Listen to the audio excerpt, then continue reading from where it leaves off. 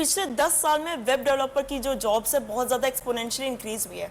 बहुत सारी companies web developer hire करी। अगर हम लिंक्डइन पे भी जाके देखते हैं तो हमें वेब डेवलपमेंट से रिलेटेड बहुत सारी अबंडेंस में जॉब मिलती है। हर कोई स्किल को पढ़ा रहा है और लोग इसको सीख के जॉब्स ले रहे हैं। तुम सिर्फ जॉब्स नहीं, तुम एक फ्रीलांसिंग में भी करियर देख सकते हो, यानी तुम अपने हिसाब से प्रोजेक्ट्स उठा के उनको बिल्ड करके और इंडिविजुअली कमा सकते हो। Hi guys, welcome back to my YouTube channel. My name is Nancy Solanki and in today's video हम डिस्कस करेंगे कि प्रॉपर रोड मैप क्या है वेब डेवलपर बनने के लिए, और तो और अगर हम वेब डेवलपर बन भी जाते हैं उसके बाद कैसे कमाना है और कितना टाइम लगेगा। ये जो रोड मैप है एब्सोल्यूट बिगिनर्स के लिए है, बिल्कुल प्रैक्टिकल होगा कि अगर तुमने अब तक कोई भी चीज़ स्टार्ट नहीं की है प्रोग्रामिंग लैंग्वेज में तो भी तुम इसको फॉलो करके एक बहुत अच्छी सक्सेसफुल वेब डेवलपर बन सकते हो। सबसे पहले जो चीज़ हमें करनी होगी वो होगी जावास्क्रिप्ट से स्टार्ट। HTML और CSS से स्टार्ट इसलिए नहीं करेंगे क्योंकि जब मैंने खुद से HTML और CSS से स्टार्ट करा था मुझे बोरिंग लगने लग गया था, क्योंकि HTML और CSS बहुत ज़्यादा स्ट्रेट फॉरवर्ड है। Like there is some sort of syntax headers हैं, वो तुम्हें मेमोराइज करना है and then you are good to go.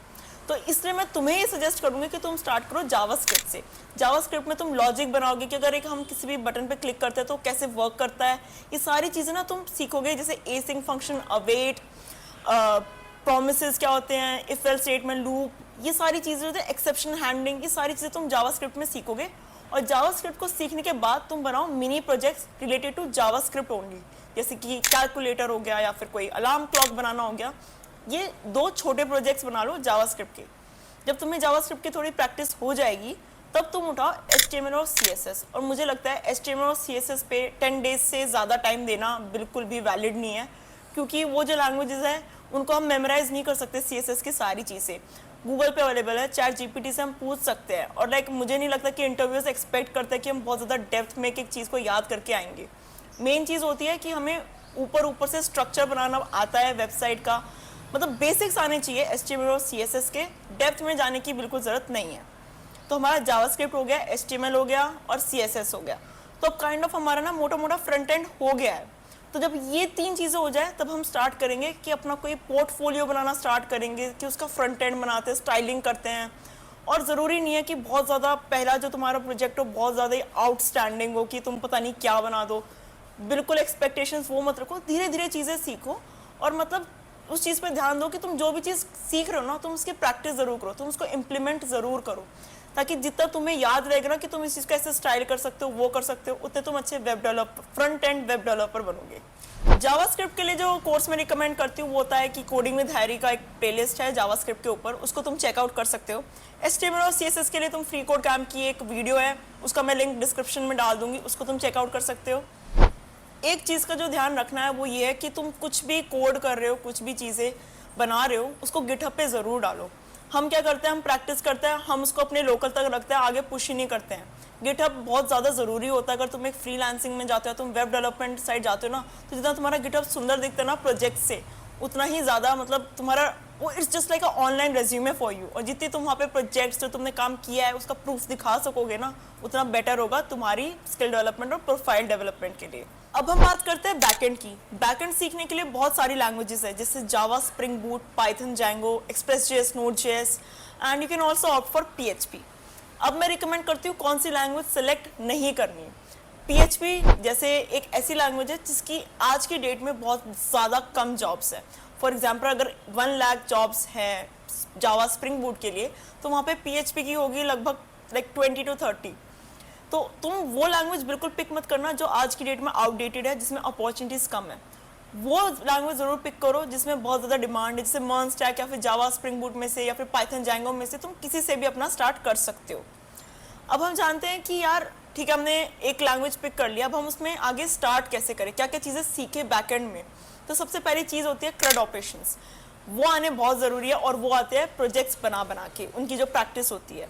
CRUD operations, authentication कैसे करना है, API कैसे कॉल होनी है, ये कुछ चीज़ें हैं जो तुम्हें बैकएंड में सीखनी पड़ेगी।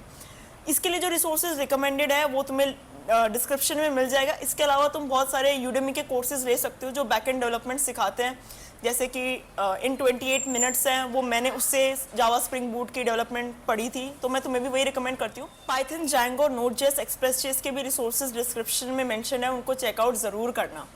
अब हम आते हैं कि हमारा जो बैकएंड है ना, उसको इम्प्लीमेंट होने के लिए डेटा चाहिए होता है, और डेटा हम फेच करते हैं डेटाबेस से। यानी जो डेटाबेस है, अगर मैं इसको एक एग्जांपल से समझाऊं तो मान लो मेरे पास एक कार्ट में आइटम मैंने ऐड कराया अमेजोन पे।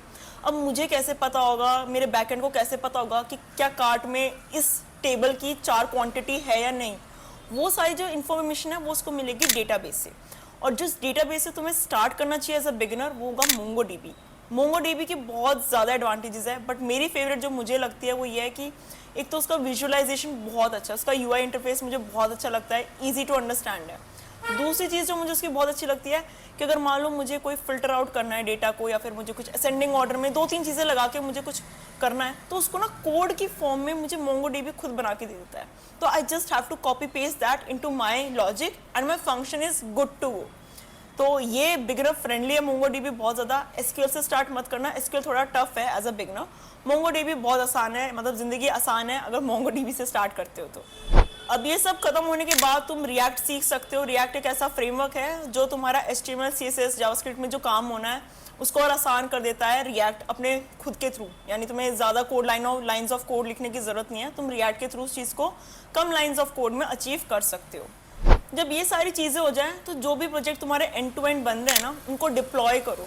एज्योर पे कर लो या AWS पे करो, जो भी तुम्हें सही लग रहा है, जो भी तुम्हें इंटरेस्टिंग लगता है, ये तुम्हारी फ्री ऑफ चॉइस है। जिस पे भी मन करे उस पर डिप्लॉय करके देखो। जिस पर्सन ने डिप्लॉयमेंट मेंशन कर रखा है रेज्यूमे में एज अ फ्रेशर, वो क्राउड से बहुत अलग स्टैंड आउट करता है, क्योंकि ये चीज़ ऐसी है जो लोग जॉब करने के बाद सीखते हैं कि डिप्लॉयमेंट कैसे करते हैं। और अगर तुम ये चीज़ें पहले से सीख के आ रहे हो तो like you are amazing developer. So guys, अगर तुम्हें वीडियो थोड़ी बहुत भी इंफॉर्मेटिव लगी होगी तो नीचे कमेंट ज़रूर करना, शेयर करना अपने दोस्तों के साथ, लाइक ज़रूर करना।